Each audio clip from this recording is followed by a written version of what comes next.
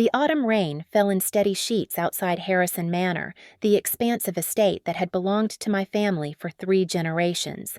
I sat quietly in my father's study, watching raindrops weave patterns down the leaded glass windows, while my brothers, James and William, bickered over who would claim which portion of the family fortune.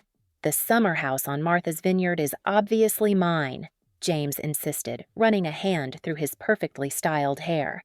At 35, he was the eldest and had always assumed he'd inherit the lion's share. William, 2 years his junior, scoffed. "You barely even go there. I'm there every season with my family."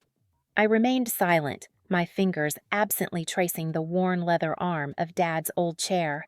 At 28, I was the youngest, and in their eyes, the least deserving. Elizabeth Harrison, the daughter who chose to study business instead of following the traditional family paths of law or medicine. The one who moved away to discover her own way, rather than staying behind to inherit the family legacy. If only they knew. "Lizzie," James said, turning to me with that patronizing smile, "you can have the cottage in Vermont. It's quaint, perfect for your lifestyle." The Vermont cottage was the smallest of our properties, likely worth only a fraction of the main estate. I stifled a smile, recalling the conversation I'd had with Dad in this very room 3 years ago. Mrs. Collins, our family lawyer's assistant, appeared in the doorway. "The video conference is ready." I glanced at my watch. 2:55 p.m. Right on schedule. The massive screen on the study wall flickered to life, revealing Margaret Collins, our family attorney for over 2 decades. Her silver hair was immaculately styled, her expression composed and professional. "Good afternoon, Harrison family," she greeted us. "As you know, we're here to discuss the distribution of your father's estate following his passing last month." Dad's death had been peaceful. In his sleep, they'd said. The last time I saw him, just a week before, he had winked at me during dinner, our secret still safe between us. Margaret continued, "I trust you've all reviewed the preliminary documents I sent last week." James nodded eagerly. "Yes, I do have some questions about the distribution percentages." "Actually," Margaret interrupted, "those documents were procedural. Your father left very clear instructions about how today's meeting was to unfold." William's brow furrowed. "What do you mean? The will was straightforward. The estate gets divided among us." "That's only partly true," Margaret replied, glancing at her notes. "But first, we need to address the matter of Harrison Global Enterprises." Here it came. I sat up straighter, watching the expressions shift on my brothers' faces. What about the company?" James demanded. "As the eldest, I naturally assume—" James began, but Margaret swiftly cut him off. "Harrison Global Enterprises," she said firmly, "was sold 3 years ago." A stunned silence fell over the room. I could hear the steady ticking of the grandfather clock in the hallway, a metronome counting down to the unraveling of their world. "Sold?" William echoed, his voice cracking. "That's not possible. Sold to whom?" "To Phoenix Capital Partners," Margaret replied, her tone deliberate. "Specifically to their CEO." James gave a sharp, disbelieving laugh, but it carried a nervous edge. "That's ridiculous. Phoenix Capital? I've never even heard of them. Dad would never sell to strangers." "You're right," I said softly, speaking for the first time. "He wouldn't." Both of my brothers turned to stare at me, confused. I reached into my bag and pulled out a thick folder, laying it carefully on Dad's polished mahogany desk. "Phoenix Capital Partners was founded 4 years ago," I explained, keeping my voice calm and steady. "It's a private investment firm focused on corporate restructuring and long-term asset management." I paused before adding, "And I'm the CEO. If the security cameras Dad installed years ago had been recording, they would have captured my brother's stunned reactions perfectly. James's face turning pale, William's mouth falling open. "You?" William whispered. "You told us you were traveling, starting your own thing." "I was," I said with a nod. "Phoenix Capital was my startup. Dad was my first investor." James lunged for the folder, his fingers shaking as he rifled through the pages. Sale agreements, transfer contracts, board minutes, all properly notarized and fully legal. "This has to be a joke," he stammered. Dad would never. You couldn't have. Your sister, Margaret interrupted coolly, spent 2 years earning your father's trust. She presented a comprehensive plan to modernize Harrison Global Enterprises and expand into new sectors. While you two fought over corner offices, Elizabeth was mastering every facet of the company. I remembered those countless late nights with Dad, analyzing financial reports, discussing strategies, building a vision together. He'd seen what my brothers never had, that my time away hadn't been aimless. It was deliberate preparation.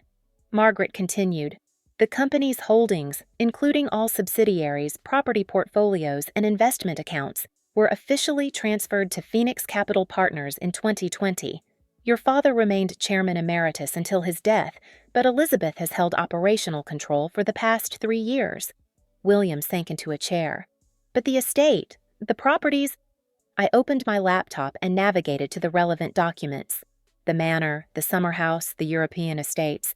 They're all owned by Harrison Global Enterprises, I said plainly. Which means, James began, his voice barely a whisper.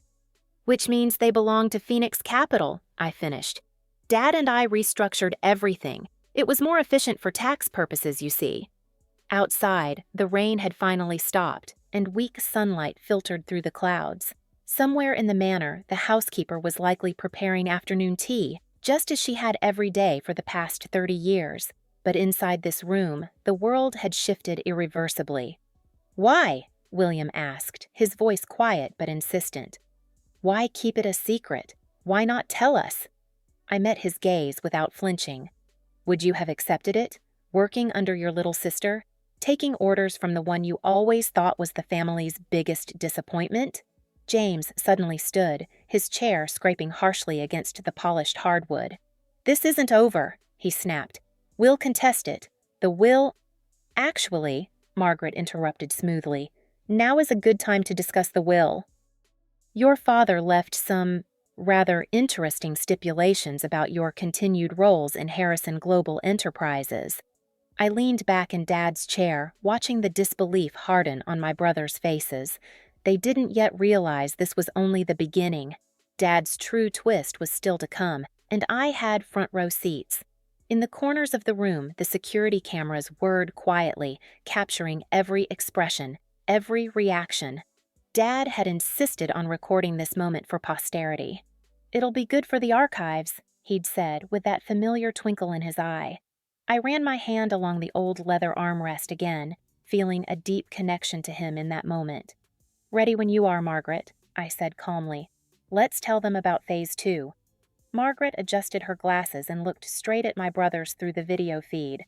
Phase 2 of your father's plan involves a rather unique arrangement for your future participation in the company. James remained standing, his perfectly tailored suit now wrinkled from constant fidgeting. We don't need arrangements, he said sharply. This company is our birthright. Actually, I said, opening a new folder on my laptop, you both signed away those rights 3 years ago. What? William leaned forward, confusion written across his face. We never signed anything. I turned the screen toward them. Remember those quarterly reports Dad always had you sign? The ones you never bothered to read? I clicked to a bookmarked page.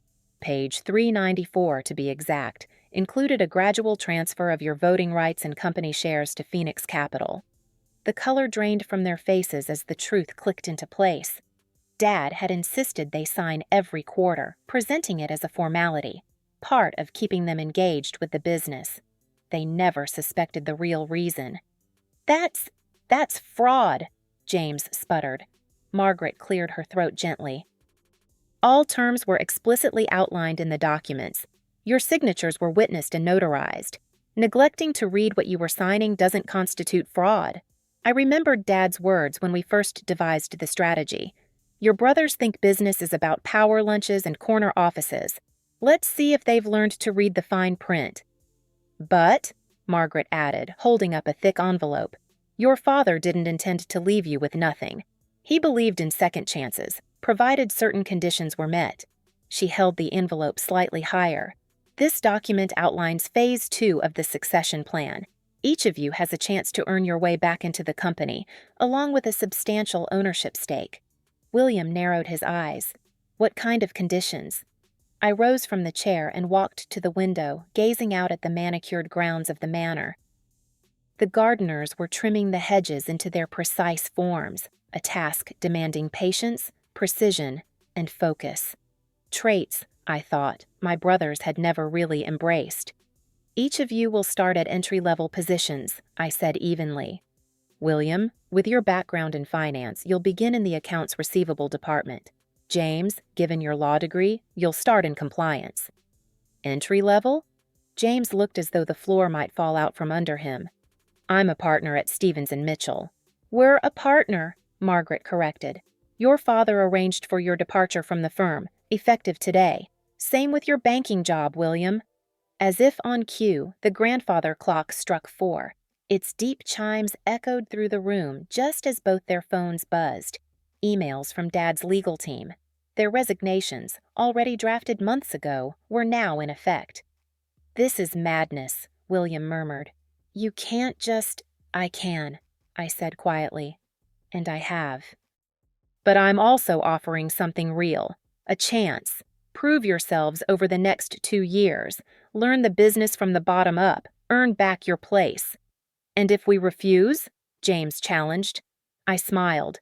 Then you keep your trust funds, the ones that don't mature until you turn 65. In the meantime, you'll receive a modest monthly stipend, enough to live comfortably, not luxuriously. The cameras recorded every detail, including the moment James's face turned a particularly vivid shade of purple. I remembered he'd just purchased a new yacht, probably financed on credit, counting on his inheritance to cover it. There's more, Margaret added. Your father left personal letters for each of you. Elizabeth? I opened the desk drawer and retrieved 2 sealed envelopes. My brothers accepted them with unsteady hands. As they read, I studied their faces, the gradual shift from disbelief to reflection. Dad had always known exactly what to say to each of us. I'd read my own letter the morning after he passed. It was filled with pride, trust, and quiet wisdom for what lay ahead. William finished first, slumping deeper into his chair. James crumpled his letter, then slowly smoothed it out again, caught between rage and remorse. Dad knew, William said softly, about the insider trading. I nodded. And the embezzlement at your bank. We have everything documented. James's head jerked up. You're blackmailing us? No, I said evenly. I'm offering you protection. Take the jobs. Prove yourselves. And those incidents never see the light of day. Refuse? I shrugged. Phoenix Capital has a strict policy on reporting financial crimes. Silence settled over the room, broken only by the faint hum of the gardeners working outside. I could almost hear Dad's voice in my head. Power isn't about having the biggest stick, Lizzie. It's about knowing when and how to use it. How long? William asked finally. How long have you been planning this? I leaned back into Dad's chair, its familiar leather molding to my back like a second skin. Remember when I left 6 years ago? I asked quietly. You both laughed, said I was running away from responsibility. But I wasn't running. I was learning. Harvard Business School, internships at the top investment firms, building connections, creating Phoenix Capital from the ground up. While we were— James trailed off, unable to finish. While you were coasting on the family name, I said for him. Taking shortcuts, bending the rules, breaking them when it suited you. Margaret cleared her throat. The employment contracts are ready for your review. You have 24 hours to decide. After that, the regulatory authorities will be receiving some very interesting documents. And if we prove ourselves? William asked. After the 2 years? I nodded and opened another file on my laptop. Then each of you receives 20% of the company's shares. I retain controlling interest, but you'll have real power, real responsibility. Earned, not inherited. Why? James's voice was hoarse. Why go through all of this? Because Dad believed in legacy, I said. Not just money and property, but in values, integrity, business done the right way. He didn't just want his children to inherit the Harrison name. He wanted us to be worthy of it. I stood, gathering my things. You have 24 hours. The contracts are with Margaret. I suggest you actually read them this time." As I walked to the door, William called after me. "Where are you going?" "To the office," I replied without turning.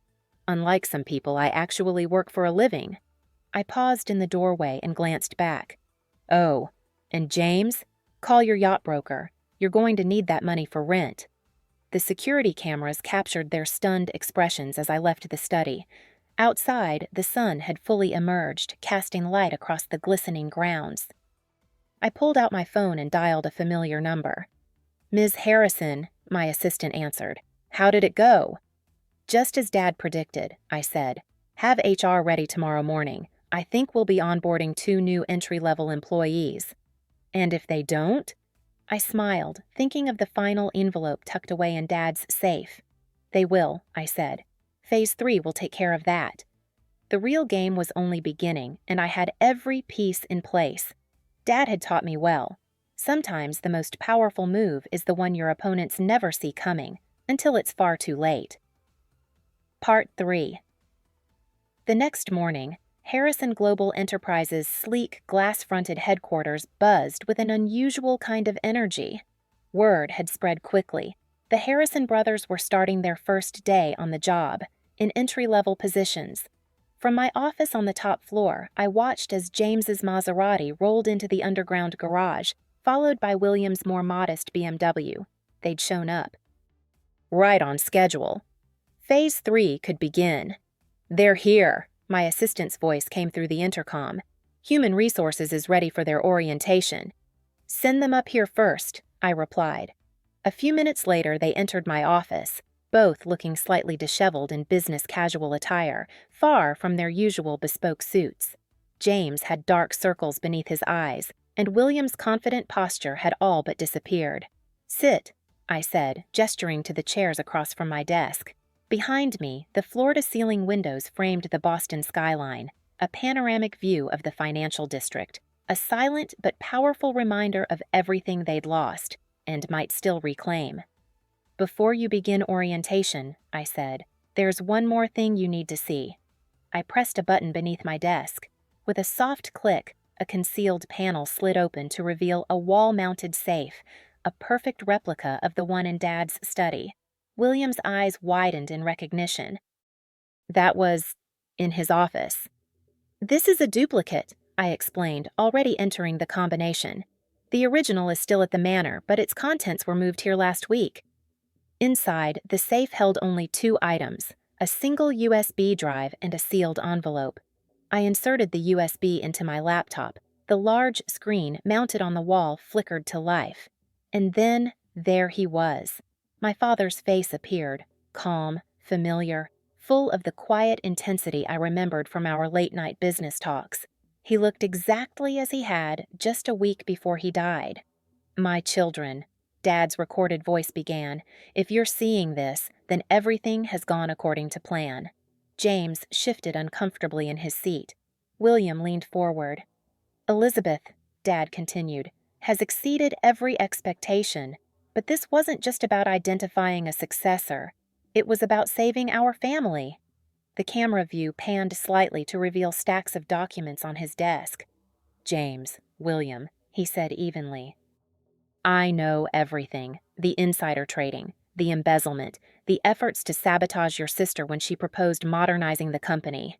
My brothers went pale. There was more, clearly, that they had never confessed. Not to me, not to anyone. "But I also remember you as children," Dad's voice continued. "William, who cried for days when his pet fish died and insisted on giving it a proper funeral. James, who gave his entire allowance to a homeless man and tried to keep it secret from the rest of us."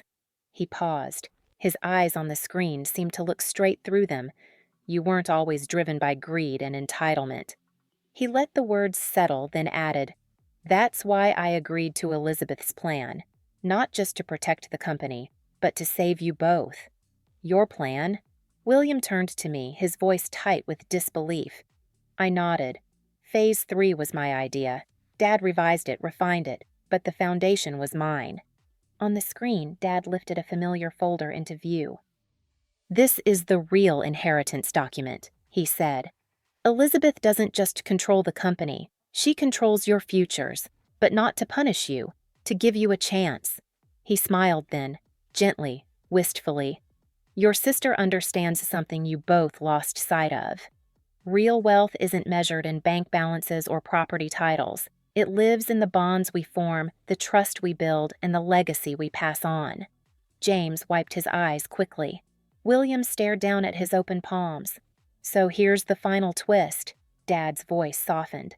Elizabeth has full authority over your employment terms. She can revise them, accelerate them, or terminate them.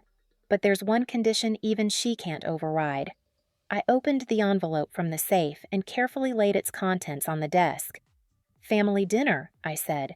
Every Sunday, mandatory, no business talk allowed. Dad's voice returned, warm with memory. Because you need to remember what it means to be a family. Elizabeth will lead the company, yes. But she needs her brothers, not as subordinates, but as siblings. The screen went dark. The silence that followed was full and still, broken only by the low hum of the office's air conditioning and the faint murmur of city traffic far below. There's more, I said, drawing out the final set of documents. If you both complete 1 year, not 2, of genuine effort in your current roles, you'll each receive 15% of the company's shares. Another 10% will be placed in trust for your children. Our children? William asked, a crease forming between his brows. Your future children, I clarified. Dad always believed in thinking ahead, generations ahead. James stood and walked slowly to the window. The morning sun cast his reflection against the glass, pale, almost ghost-like. All this, he said quietly. It was never really about punishing us, was it? No, I replied softly. It was about saving you, saving us, as a family. William stepped up beside James at the window. We were awful to you, Lizzie, he said. For years. You were, I agreed, without bitterness. But you're still my brothers, and Dad believed you could change. James turned to look at me. And you? Do you believe we can? I walked over to join them. Below, the city was fully awake now. People flooding the sidewalks, rushing to jobs, chasing dreams. I believe, I said carefully, that this company needs more than just my vision. It needs your legal expertise, James, used responsibly this time, and your financial insight, William, channeled toward sustainable growth, not personal gain. I paused, letting that settle. But first, we need to rebuild trust, starting with Sunday dinner. Where? William asked. The manor? I smiled. My place. I make a mean lasagna, and I have pictures from my Harvard graduation you never attended. Plus, plenty of blackmail material. Childhood photos Dad secretly saved over the years. James let out a genuine laugh, the first I'd heard from him in ages, not smug or forced, real. You're going to hold those over us forever, aren't you? Of course, I said, grinning. I am a Harrison, after all. The next few months weren't easy. James struggled to take direction from younger colleagues. William had to relearn basic accounting procedures he'd long bypassed on his climb to the top.